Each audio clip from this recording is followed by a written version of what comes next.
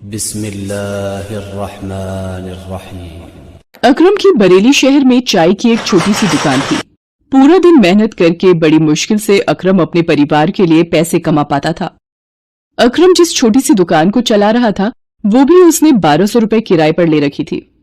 महीने भर में जो भी अकरम कमाता उसमें से 1200 रुपए उसे दुकान के किराए के लिए निकालने ही पड़ते थे। ऊपर से एक छोटी सी झुग्गी जिसका किराया 1500 रुपए भी उसे महीने की कमाई में से निकालना पड़ता था। अकरम के परिवार में उसकी बेगम वाहिदा, बेटा सलीम और बेटी आरजू थे।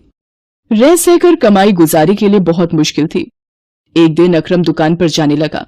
उसकी बेटी आरजू बोली, अब्बा कल ईद है, मेरे लिए क्या लाओगे? मुझे नया सलवार कमीज लेना है, बिल्कुल सलमा जैसा। कल सलमा के अब्बा लाए हैं, गुलाबी और नीले रंग का। बहुत सुंदर सलवार कमीज है उसका। मेरे लिए भी लाओगे ना अब्बा? बोलो ना।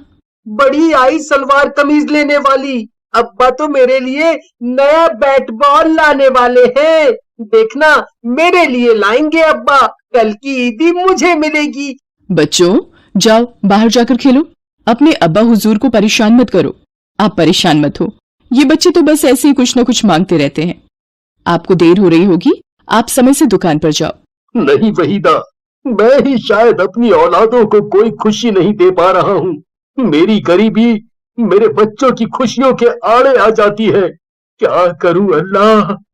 अकरम भले ही गरीब था फिर भी वो अल्लाह पर बहुत यकीन करता था। दुकान पर जाते हुए वो रोजाना मस्जिद होते हुए जाता था। वो दुकान पर जैसे ही पहुंचा एक व्यक्ति कुछ गुंडों के साथ वहां आया और अकरम से बोला, अकरम मियां, निकालो हफ्ते के पैसे। पिछले हफ्ते मैंने तुम्हें छोड़ दिया था, पर आज मैं पैसे लेकर ही जाऊंगा। दुकान चलानी है तो मेरा हिस्सा भी टाइम पर दिया करो। जमील भाई, मेरी इस महीने बिल्कुल भी कमाई नहीं हुई। दुकान और घर का किराया देना भी बाकी है। मुझे इस बात से कोई मतलब नहीं, मुझे तो अपने हिस्से से मतलब है। यहाँ बाजार में सभी दुकानदार मुझे अपनी कमाई का हिस्सा देते हैं, तुम्हें भी देना है। परसों ईद है, कल मैं फिर आऊंगा, मेरे रुपए तैयार रखना। जमील अकरम को अगले दिन आने की धमकी देकर चला जाता है। अकरम मायूस होकर घर वापस आ जाता है। पूरी रात वो सोच में रहता है कि अगले दिन जमील आएगा और उसके पास बिल्कुल भी पैसे नहीं थे। जमील एक गुंडा था और अकरम को अपने से ज्यादा अपने परिवार की चिंता थी। वो अल्लाह को याद करता हुआ पूरी रात सोचता रहा। अगले दिन वो दुकान के लिए उठा और जल्दी जल्दी में बिना कुछ बोले घर से निकल गया। वो रोजाना की तरह उस दिन भी मस्जिद में अल्लाह के आगे सिर झुकाकर जाना चाहता था। वो जैसे ही मस्जिद के पास पहुंचा उसने देखा कि एक औरत जमीन पर बेहोश होकर गिर गई है और एक छोटा बच्चा उसके बराबर में रोने लगा। लोग औरत के नजदीक से होकर गुजरने लगे पर किसी ने भी औरत और बच्चे की मदद नहीं की। अकरम तेजी से उस औरत के पास गया और बच्चे को उठाकर अकरम ने एक रिक्शे वाले को रोका। अकरम उस औरत और बच्चे को लेकर सीधा अस्पताल पहुंचा। वो डॉक्टर से बोला, डॉक्टर साहब, ये रास्ते में बेहोश होकर गिर गई थी, आप जरा देखिए ना। डॉक्टर औरत का चेकअप करता है और अकरम से कहता है, जी, इनके साथ कौन है?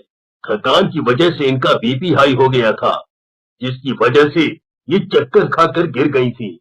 कुछ दवाइयां और इंजेक्शन मैंने दे दिए हैं, अब ये खतरे से बाहर हैं। होश में आते ही आप इन्हें ले जा सकते हैं। औरत को कुछ देर बाद होश आया। उसने देखा कि उसका बच्चा अकरम की गोदी में है। औरत को याद आया कि वो अचानक बेहोश होकर गिर गई थी। उसने डॉक्टर से पूछा, मुझे यहाँ कौन लाया? ये आपको यहाँ लाए हैं। यदि ये आपको यहाँ नहीं लाते तो आपकी जान को खतरा था।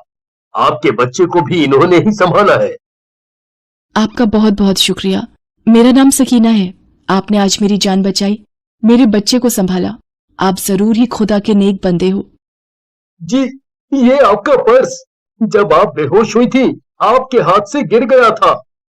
सकीना पर्स में से मोबाइल निकालकर अपने शौहर को फोन करती है और सारी बात बताती है। ये सुनकर सकीना का शौहर फौरन अस्पताल आ जाता है। सकीना के शौहर को देखकर अकरम हैरान हो जाता है। सकीना का शौहर और कोई नहीं बल्कि जमील होता है, जो अकरम से हफ्ते के पैसे जबरन हड़पने आता था। सकीना जमील को सारी बात बताती है। जमील अकरम को देखकर और सकीना की बातों को सुनकर शर्मिंदा हो जाता है। वो अकरम से कहता है, अकरम भाई, आज आपने मेरी बेगम और मेरी इकलौती औलाद इकबाल, मेरे बेटे की जान बचाई। आपने मेरे ऊपर ये बहुत बड़ा एहसान किया है। कोई और होता तो कुछ भी कर सकता था, पर अल्लाह के रूप में आप आ गए अकरम भाई। आपका मुझ पर और मेरे परिवार पर बहुत बड़ा एहसान है। मैंने आपके साथ बहुत गलत किया। मैं गलत इंसान हूँ। मैं आज तक किसी गरीब की मेहनत के पैसे लूटता आया हूँ। शायद ये अल्लाह ने मुझे सबक दिया है। मैं कसम खाता हूँ कि कभी किसी गरीब की मेहनत और ईमानदारी की कमाई पर कब्जा नहीं करूंगा। अल्लाह, मुझे माफ कर दो। जमील मियाँ, आपने अल्लाह के आगे अपना गुनाह मान लिया। वो आपको माफी जरूर देंगे।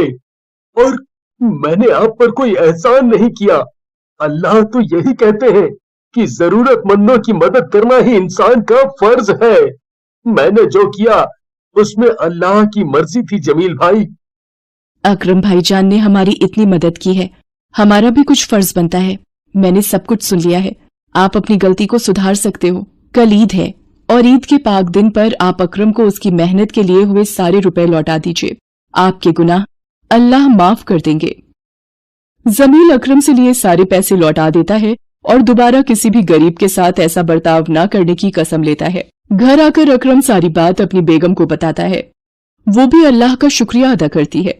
अगले दिन अकरम अपने परिवार के साथ खुशी खुशी ईद मनाता है। जमील भी अपने परिवार के साथ अकरम के घर पर ईद पर उपहार और मिठाइयां लेकर आता है। अकरम और जमील के परिवार खुशी खुशी ईद मनाते हैं। सभी दुकानदार भी जमील का बदला हुआ बर्ताव देखकर अकरम की तारीफ करते हैं।